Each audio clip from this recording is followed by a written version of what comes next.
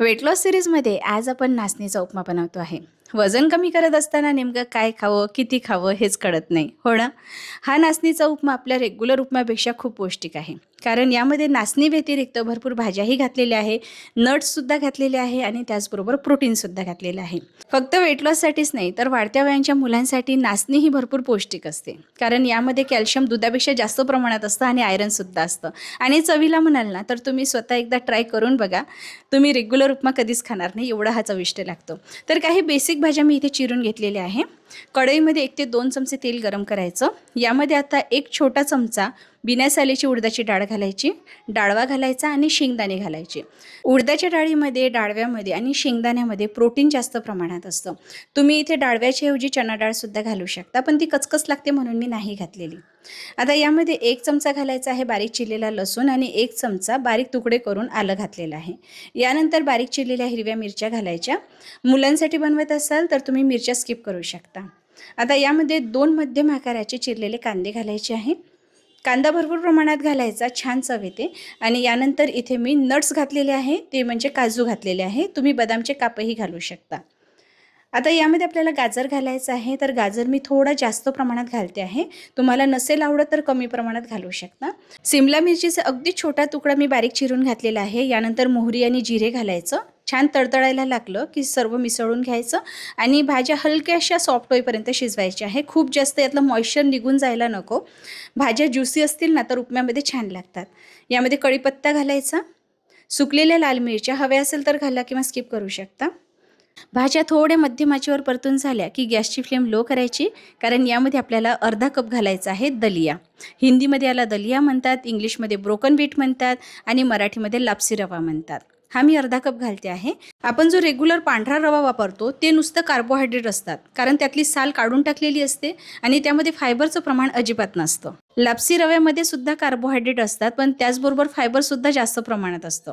म्हणून वजन कमी करायचं असेल तर पांढऱ्या रव्यापेक्षा लापसी रवा खाणे कधीही योग्यच असतं. यामध्ये आता मी टोमॅटो घालते आहे. 1 छोट्या आकाराचा बारीक चिरून घातलेला आहे. सुरुवातीला मी लापसी रवा जो होता ना तो छान भाजून घेतला आणि नंतर टोमॅटो घातलेला आहे. कारण टोमॅटोमध्ये पाणी असतं ना, त्यामुळे दलिया व्यवस्थित भाजल्या जाणार नाही, म्हणून मी सुरुवातीला भाजून घेतला आणि नंतर टोमॅटो घातलेला आहे. आता ज्या कपनी मोजून आपण लापसी रवा घेतलेला होता त्याच कपनी मोजून आपल्याला नाचणीचं पीठ घालायचं आहे. हे अर्धा कपचं माप आहे. लापसी रवा आणि नाचणीचं पीठ मी सारख्या प्रमाणात घेतलेलं आहे. त्याचं कारण असं आहे, तुम्ही जर नुसतं नाचणीचा पिठाचा उपमा करायला जाल ना तर तो चिकट होतो, खायला छान लागत नाही, त्याची चव तुम्हाला अजिबात आवडणार नाही.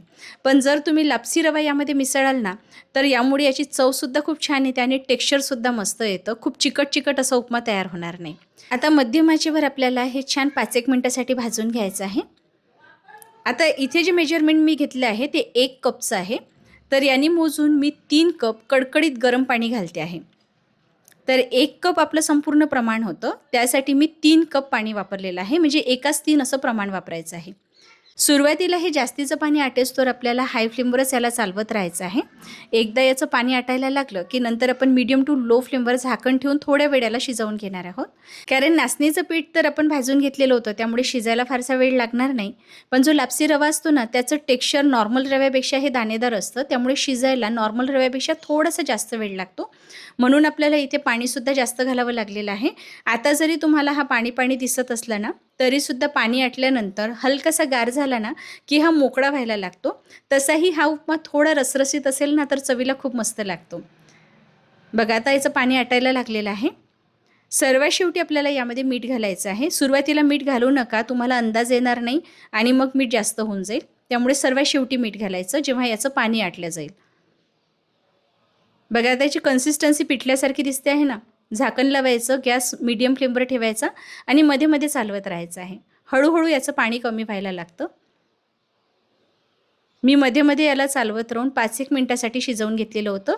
जसं जसं आपण याला शिजवायला लागतो ना तसा तसा जो लापसी रवा असतो तो यातलं पाणी शोषून घ्यायला लागतो, छान फुलायला लागतो आणि याचं टेक्स्चरसुद्धा खूप मस्त येतं.